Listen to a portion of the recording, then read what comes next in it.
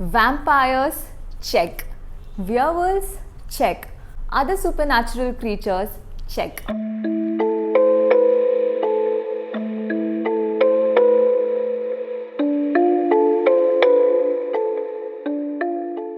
This is one of the longest series I've read, and here's what you need to know about this series. Hi everyone, I'm Archana Balasubramaniam and welcome to my YouTube channel. So in today's video, I'm going to be talking about the True Blood series, also called as the Sookie Stackhouse series. So this series has a set of 14 books. In addition to that, you also have supporting books. So today I'm going to tell you all about this series and you can decide for yourself if this series is worth reading or not. So to start off with this, I'm going to give you a synopsis of the first book of the series, because if I give you the synopsis of a couple of books of the series, that will be like adding a spoiler to the first book itself. So here's how the synopsis goes. Sookie Stackhouse is a waitress at Merlot's Bar and Grill, and she works in a small town. It's called Bontoms in Louisiana. But life for her has not been too easy. She has something called a disability. And that disability is that she is telepathic. That is, she can read the thoughts of people around her. So when Sookie is waiting on the tables, a vampire called Bill walks into the bar and so into her life. When Sookie finds out that she can't read the minds of vampires, she finds it very peaceful in Bill's company. The vampires have just come out of the coffin. So what do I mean when I say they've come out of the coffin? It means they can coexist along with humans and they do not need to feed on humans, because a new blood source called the True Blood has been developed by the Japanese scientists. So it's a synthetic source of blood and it is available in bottles and it's available in all markets, and that is why the vampires do not need to feed on humans to stay alive. But can you really believe them? So in the first book, some of Sookie's fellow waitresses are found dead, and those are the waitresses who had relationships with vampires. Some people like to associate themselves with the vampires for feeding and for sexual needs. So they are called the fang bangers. It so happened that these women who worked along with Sookie were fang bangers and they mysteriously disappeared and were found murdered.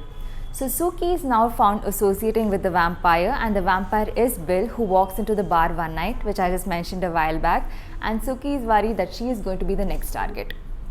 So this is how the premise of the book starts, and there are about 14 books in total.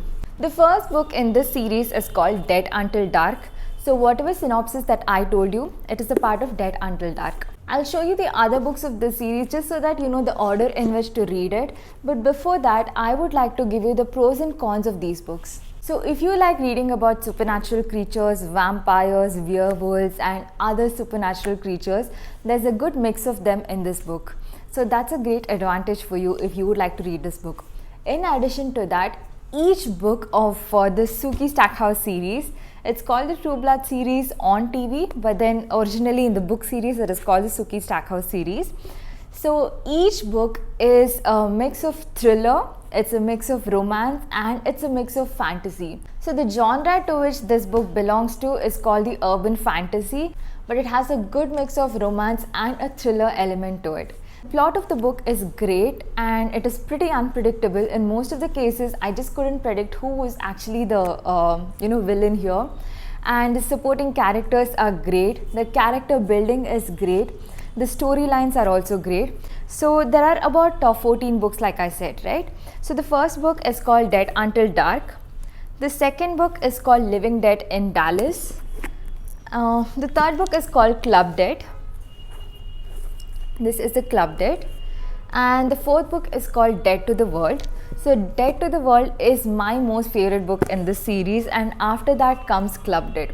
Of course, I love all the books in this series, but then these are my favorites. And then comes Dead as a Doornail. Then comes Definitely Dead. And then there is Altogether Dead. And then you have Dead to Us. So these are the physical books in my collection, but of course there are more books, and I read them as a Kindle version on my iPad. So here is the complete list for you. The ones I've marked and read are short stories, and you can find them in another book called A Touch of Dead. Previously, I'd shown you If I Had a Hammer. That's a part of an entirely different book with other writers' short stories. I'm yet to read that, but then the other short stories I've read, and it's a part of A Touch of Dead. And I also read the Suki Stackhouse Companion. Though these other books are not mandatory for reading, it is a really good read because I just couldn't get enough of the Suki stories. The Suki Stackhouse Companion is more of a fun read with one short story, a lot of trivia about all the books in the series, and then you have recipes of whatever food items were mentioned in the series. You have the Bon Tom's map and a lot of fun stuff basically. And you also have this one Q&A with Alan Ball, who is the creator of the True Blood series on TV. The best part is you get to read the secret conversations between Bill and Eric, two main vampires in the series. You also get to know about the writer of the series, that is Charlene Harris, and it is a really interesting read. And as in when you read these series, right, you grow so fond of them that you feel like you're a part of the whole Bon Tom's family. It's a small town, and of course people know each other. You kind of know the affairs of each person. So you really like it and you get to know each other. So when I read these books, I bought the books up to From Dead to Worse. I wanted to buy Dead and Gone, which is the next book in the series, but then I practically finished these books like in one day because it was so interesting. So I decided that I could get a Kindle version of it because it is instantly downloadable. So I got the Kindle version of the books after this, but then I don't think I regret it because, I always own physical books of the ones that are really good.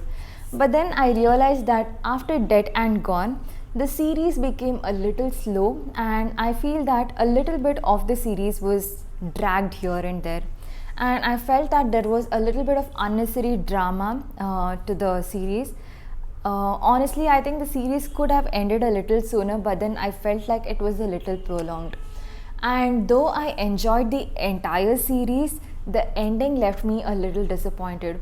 Of course, but the ending was very practical, and this is exactly how it should have ended. But then somehow I had other dreams for this book, and I was really not happy with the ending. But that doesn't mean everybody won't enjoy the ending. A lot of people may like this particular ending because they were probably they probably wanted the series to pave out this way. So you should definitely give the series a try. So everything that has been brought up in the series will have its answer towards the end. So Dead Ever After is the final book in this series, but after that you have another book called After Dead. So in After Dead, you can't exactly call it a book as such, but then it's like a manual to understand what happened to each character of that book.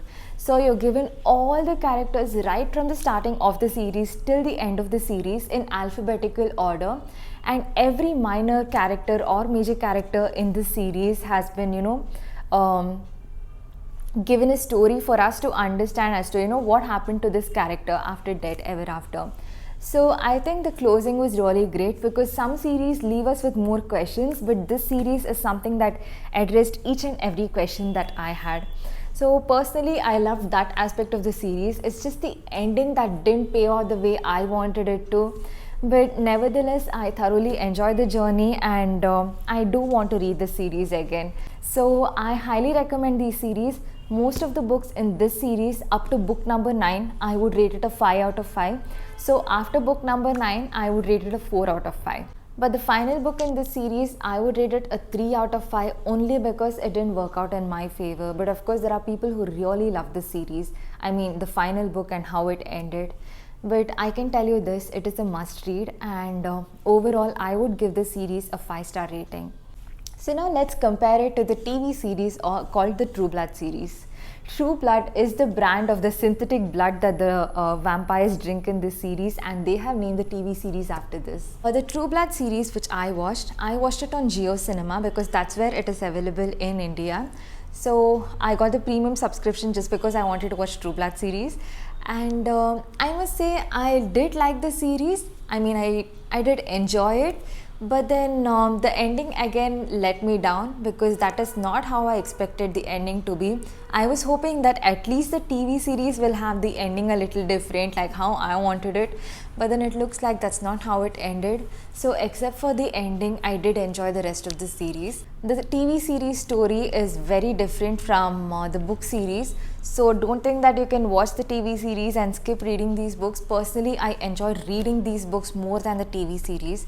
The TV series has about 7 seasons, but I feel it is best to read these books and then go to the TV series because it's entirely different. So when I started watching the TV series, I felt that the characters in the TV series were very different from what I had imagined them to be like. And initially I was a little disappointed, of course they're all very good looking, okay, but then it just kind of didn't fit my imagination. But as and when I started watching the series, I grew to like them, and now they kind of fit into the description of how they actually look like. Of course, some of the plots in the TV series were adapted from the books, but then I just felt that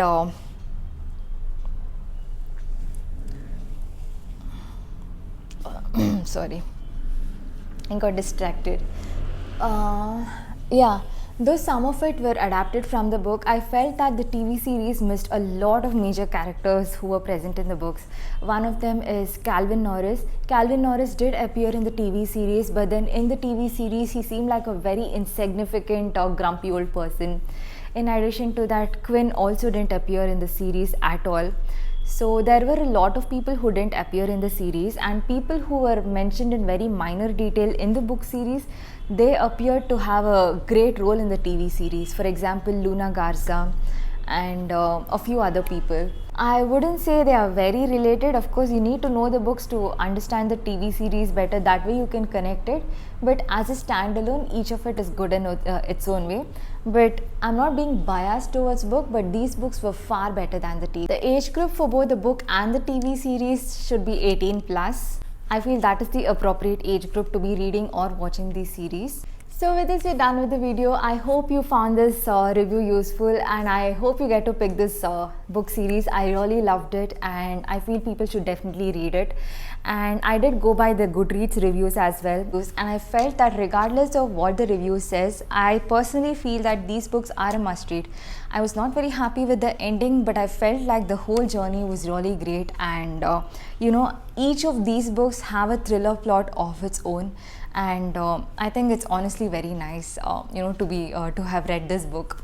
It was a great experience, and it is one of the best parts for me in 2023. So if you have any suggestions or book recommendations for me, you can drop them in the comments below if you'd like me to review any of the books as well.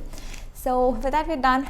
Thank you so much, and bye. Please don't forget to subscribe to my channel. Bye.